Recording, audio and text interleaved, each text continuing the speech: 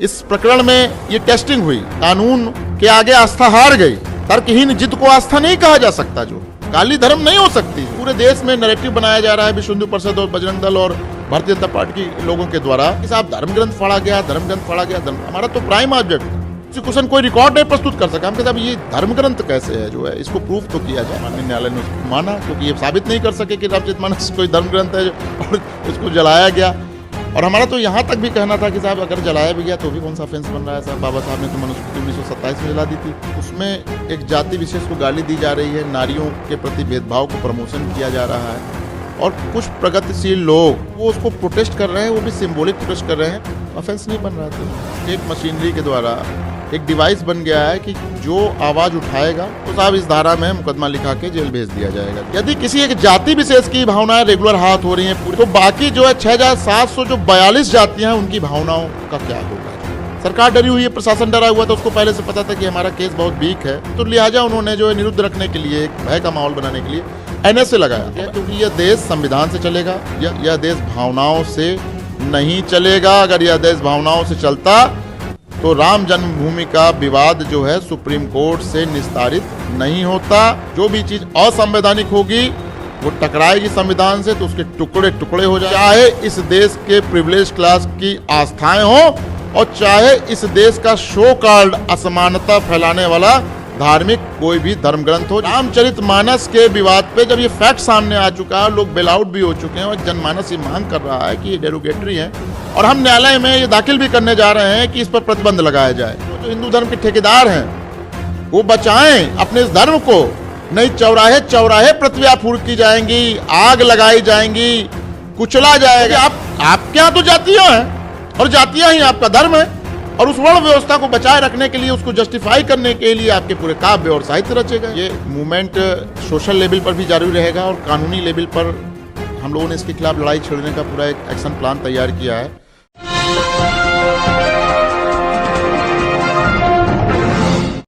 नमस्कार साथियों, आप देख रहे हैं नेशनल जनमत और मैं हूं विनीत। उत्तर प्रदेश की योगी सरकार के तंत्र में बैठे तमाम लोगों को एक जोरदार तमाचा पड़ा है कि 29 जनवरी को कुछ लोगों ने, जो कि ओबीसी महासभा से जुड़े थे, उन्होंने रामचरितमानस की विवादित चौपाइयों की एक छाया प्रति जलाई। उसके बाद जिस तरीके से उन पे दमनात्मक कार्रवाई हुई, बाद में NSA लगाया गया। उनके वकील प्रदीप वर्मा जी हमारे साथ हैं और उनके ऊपर लगे मुकदमों में NSA छोड़कर उनको जमानत मिल गई है। मैं वकील साहब से बात करूंगा, ये लड़ाई कैसी चल रही है और क्या कुछ हुआ कल कोर्ट में। रामचरितमानस की कुछ चौपाइयाँ हैं जिन पर बहुजन समाज की बहुत सारी जातियों को आपत्ति है, और आपत्ति जायज़ है, बेबुनियाद नहीं है। 50 से ज़्यादा चौपाइयाँ ऐसी हैं जिसमें शूद्रों को जाति विशेष का नाम लेकर गाली दी गई हैं, जो है उनको नीच, अधम, छोटी जाति का बताया गया है, जो है पीटना मारना कहा गया है। जो है इस मुद्दे को लेकर ओबीसी महासभा के लोगों के द्वारा जो एक पार्क में विरोध प्रदर्शन आयोजित किया गया था, और तख्ती में बांध के कि हम इसका विरोध करते हैं, जो है इतना ही सिंपल से मैटर था। और देश में एक भावना आहत गैंग काम कर रही है, उसकी भावनाएं आहत हो गई और एक फर्जी ढंग से FIR पंजीकृत कर दी गई। जो है स्टेट मशीनरी के द्वारा एक डिवाइस बन गया है कि जो आवाज़ उठाएगा तो साहब इस धारा में मुकदमा लिखा के जेल भेज दिया जाएगा। जो है भारत का संविधान हमको आर्टिकल 19 हमको आज़ादी देता है, जो है कि हम किसी भी प्रकाशन को, किसी भी ऐसे लेखन को प्रोटेस्ट कर सकें जो हमारे मानवीय गरिमा के विरुद्ध है, समानता के मौलिक अधिकार का हनन करता है। जो फैक्ट और एविडेंस, इसके साथ कनेक्टिंग एविडेंस हमने कोर्ट में सबमिट किया इस चीज़ का कि रामचरितमानस कहीं से भी धार्मिक ग्रंथ नहीं है। जो है वो शुद्ध रूप से अवधी भाषा में लिखा हुआ एक साहित्यिक कृति है। जो है उसमें एक जाति विशेष को गाली दी जा रही है, नारियों के प्रति भेदभाव को प्रमोशन किया जा रहा है, और कुछ प्रगतिशील लोग जो जिनकी आस्था भारत के संविधान में इसको नहीं मानते, तो वो उसको प्रोटेस्ट कर रहे हैं, वो भी सिंबॉलिक प्रोटेस्ट कर रहे हैं, और वो भी कानून के दायरे में रहकर अपने संवैधानिक अधिकारों के तहत प्रोटेस्ट कर रहे हैं। जो है तो ऑफेंस नहीं बन रहा था। जो है वो कौन से आधार है जिनके आधार पर उनको बेल दी गई?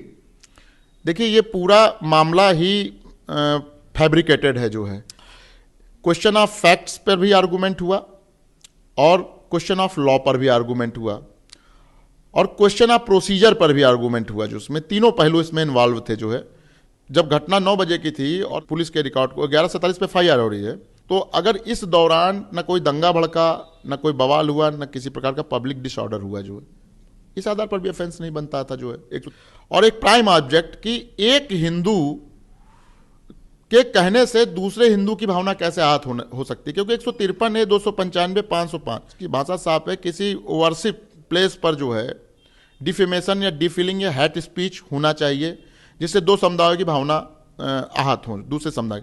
दूसरी चीज है कि किसी भी समुदाय की जो भावना आहत हो रही है, उसके लिए दो समुदायों का एग्जिस्टेंस होना मस्ट है। शिवरात्रि के केस में सुप्रीम कोर्ट ने व्यवस्था दी है, इलाहाबाद हाई कोर्ट ने भी इसमें जजमेंट है, जो है कई सारे में हमने प्रोड्यूस किया उसमें। और यदि किसी एक जाति विशेष की भावनाएं रेगुलर आहत हो रही हैं पूरे भारतवर्ष में, जो है किसी के ऊपर भी टिप्पणी करने से, तो बाकी जो है 6742 जातियां हैं, उनकी भावनाओं का क्या होगा। जो है कि भावनाएं तो साहब उनकी भी हैं जिनको गाली दी जा रही है, और भी टेक्निकल फॉल्ट्स थे। गवर्नमेंट डरी हुई है, सरकार डरी हुई है, प्रशासन डरा हुआ था। उसको पहले से पता था कि हमारा केस बहुत वीक है, तो उनको ये पता था कि बेल आउट हो जाएंगे, तो लिहाजा उन्होंने जो है निरुद्ध रखने के लिए, एक भय का माहौल बनाने के लिए NSA लगाया। अब NSA जो लगाया उसमें इतना बड़ा मजाक किया इन्होंने।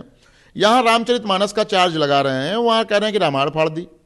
तो ये कैसा, आप कोई उपन्यास की कहानी आप लिख रहे हैं कि प्रोसिक्यूशन चला रहे हैं। जो इससे स्टेट मशीनरी पूरी तरीके से बेनकाब हो रही है कि बोलने की आज़ादी पर किस प्रकार से प्रतिबंध लगाया जा रहा है, और ये लोग कितना डरे हुए हैं। दूसरी बात जो महत्वपूर्ण है, बहुत महत्वपूर्ण बात है, कि पूरे देश में नैरेटिव बनाया जा रहा है विश्व हिंदू परिषद और बजरंग दल और भारतीय जनता पार्टी के लोगों के द्वारा कि साहब धर्म ग्रंथ फाड़ा गया, धर्म ग्रंथ फाड़ा गया। हमारा तो प्राइम ऑब्जेक्ट था, और प्रोसिक्यूशन कोई रिकॉर्ड नहीं प्रस्तुत कर सका। हम कहते ये धर्म ग्रंथ कैसे है, जो है इसको प्रूफ तो किया जाए, तब तो हमारे इंग्रेडिएंट्स फुलफिल होंगे। कानूनी लेवल पर हम लोगों ने इसके खिलाफ लड़ाई छेड़ने का पूरा एक एक्शन प्लान तैयार किया है, और इस एक्शन प्लान के तहत सबसे पहले रामचरितमानस और मनुस्मृति पर प्रतिबंध लगाए जाने की मांग को लेकर 95 CRPC स्पेसिफिक प्रोविजन है, कानूनी प्रोविजन है, उसके अंतर्गत इसके प्रकाशन पर प्रतिबंध लगाने के लिए और इसकी जितनी प्रकाशित प्रतियां मार्केट में उपलब्ध हैं उनको जब्त कर दिया जाए, क्योंकि इसका जो लेखन है नारी विरोधी है,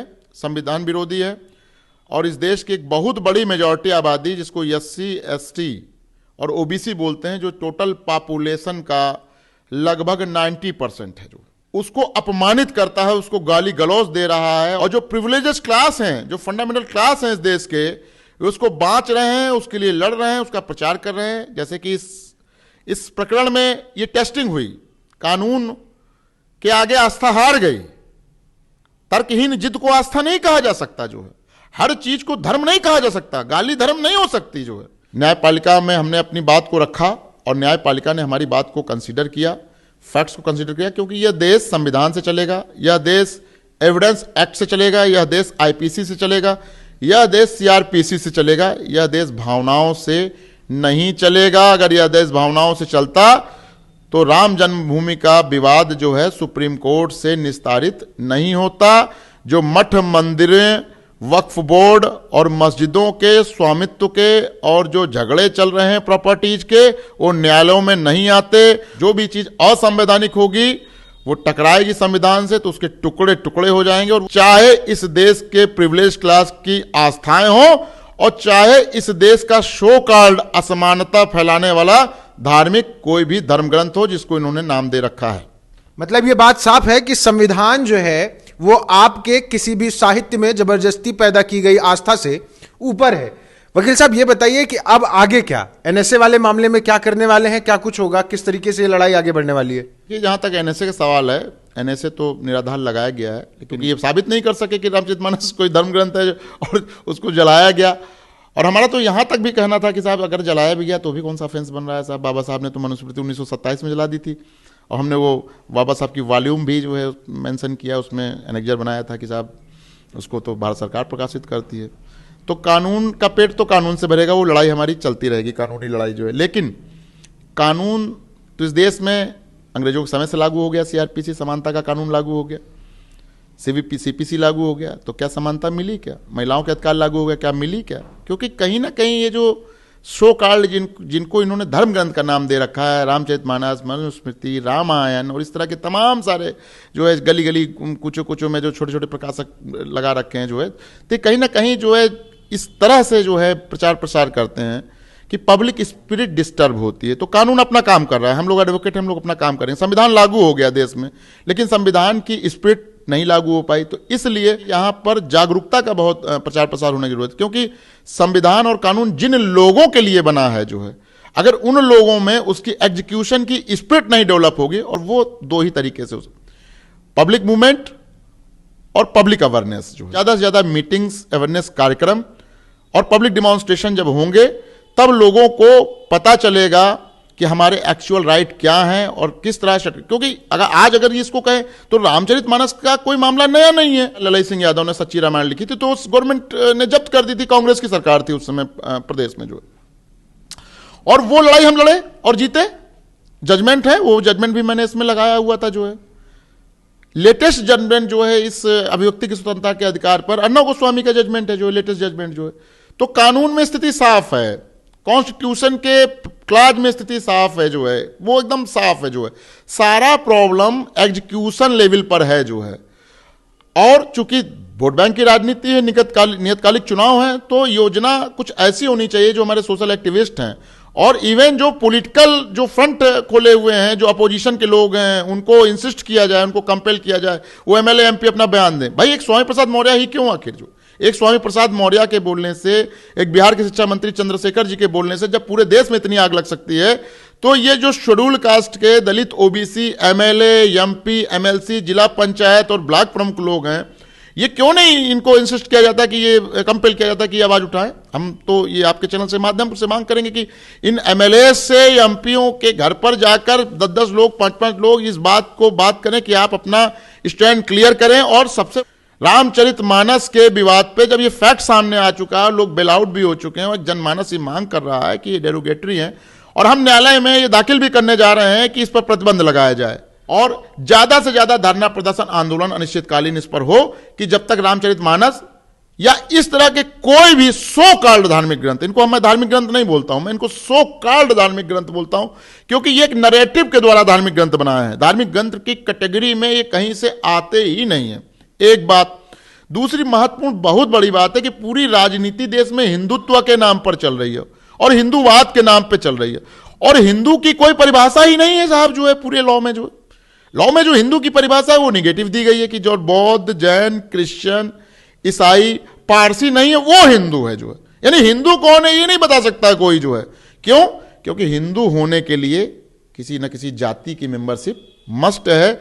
और इसीलिए मैं कहता हूं जो हिंदू धर्म के ठेकेदार हैं वो बचाएं अपने इस धर्म को, नहीं चौराहे चौराहे पृथ्वी फूंक की जाएंगी, आग लगाई जाएंगी, कुचला जाएगा। क्योंकि 2500 सालों से जो अपमान इस देश के लोग बर्दाश्त कर रहे थे, उनको आज एक नागरिक का दर्जा है और उनके पास संवैधानिक अधिकार है, और वो अपना अपमान आगे बर्दाश्त नहीं करेंगे। और इसको लेकर के जगह जगह धरना, विरोध प्रदर्शन होना चाहिए।